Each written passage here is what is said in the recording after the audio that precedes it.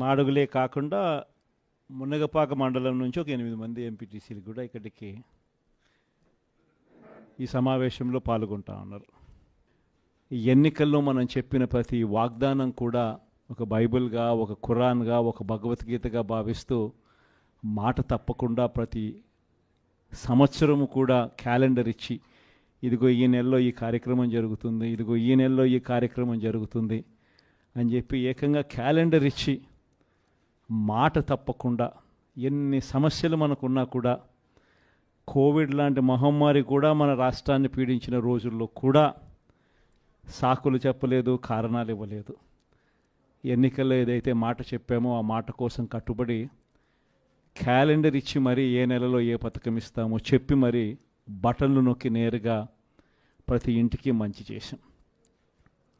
చేసిన మంచి ఎక్కడికి పోదు. ఆ మంచి ప్రతి ఇంట్లోనూ కూడా ఈ రోజుకి కూడా బ్రతికే ఉంటుంది.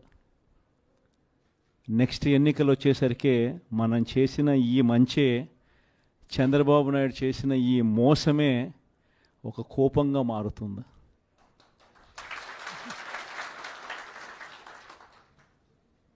ఎందుకనంటే చంద్రబాబు నాయుడు గారి క్యాంపెయిన్ కూడా మనం చూసాం. జగన్ ఏమో పలావ్ ఇచ్చాడు, బాగానే చూసుకున్నాడు, కానీ చంద్రబాబు నాయుడు బిర్యానీ పెడతానన్నాడు.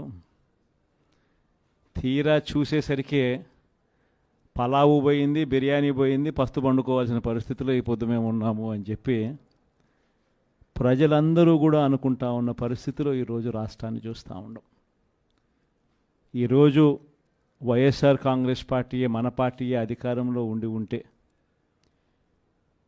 ఈ పార్టీకే మీ జగన్ రైతులందరికీ రైతు భరోసా ఇచ్చేసిండు.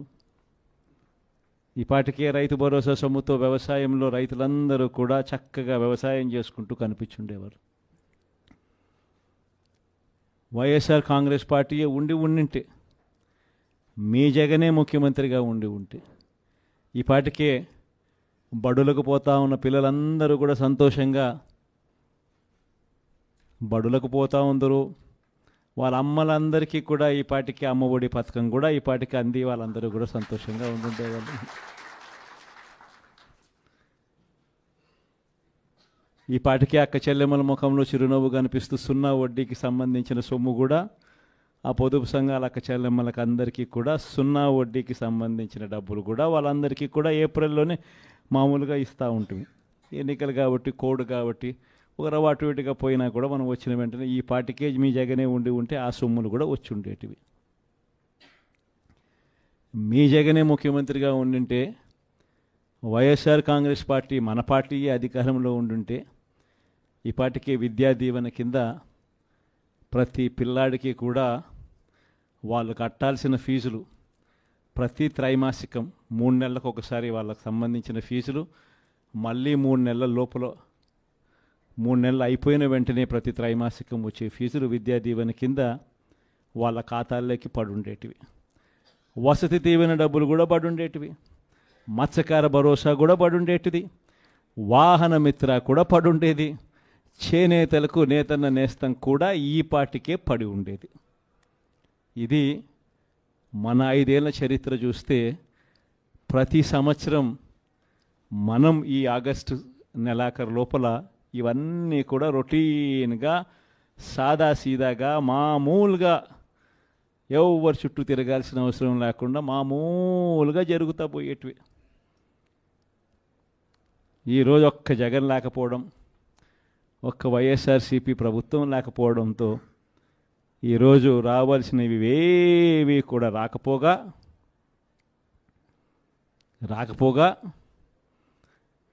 ఇంటికే వచ్చి తలుపు తట్టి చిక్కటి చిరునవ్వుతో ఇచ్చే పరిస్థితులు కూడా పోయింది. బియ్యం అయితేనేమి, పెన్షన్లు అయితేనేమి, అయితేనేమి వీళ్ళంతా కూడా ఇప్పుడు జన్మభూమి కమిటీల చుట్టూ, లేకపోతే తెలుగుదేశం పార్టీ నాయకుల చుట్టూ, వాళ్ళ ఇళ్ల చుట్టూ తిరగాల్సిన పరిస్థితి మళ్ళా కనిపిస్తూ ఉంది. ఇచ్చిన ప్రతి మాట కూడా మోసం చంద్రబాబు నాయుడు చేస్తూ ఉన్నది అనేది తేట తెల్లంగా తెలిసిపోయే విధంగా తన పాలన సాగుతూ ఉంది. ప్రతి అడుగులోనూ మోసమే కనిపిస్తూ ఉంది. పిల్లలకైతే మొన్నటిదాకా ఇంగ్లీష్ గవర్నమెంట్ బడులలో టోఫుల్ ఒక పీరియడ్గా బోధన జరుగుతూ ఉండేది. ఇంగ్లీష్ గొప్పగా పిల్లలందరూ చదువుకొని నేర్చుకొని గొప్పగా మాట్లాడే పరిస్థితి ఉండుకొని IBA సర్టిఫికెట్లు సైతం వాళ్ళు పుచ్చుకొని ఏకంగా మన పిల్లలందరూ కూడా ప్రపంచంతో పోటీ పడేలా చదువులు ఉండే పరిస్థితి నుంచి ఈరోజు చంద్రబాబు నాయుడు గారు ప్రభుత్వం రాగానే టోఫుల్ పీరియడ్ను కూడా బడులలో నుంచి తీసేశాడు. విద్యా కానుక కూడా ఈరోజు అస్తవ్యస్తంగా పంపిణీ జరిగింది. ఇంగ్లీష్ మీడియం కూడా ఎగిరిపోయే పరిస్థితులు, ఇక ట్యాబులు కూడా ఇస్తారన్న నమ్మకం కూడా లేని పరిస్థితులు. అస్తవ్యస్తంగా ఈరోజు స్కూళ్ళు కనిపిస్తూ ఉన్నాయి.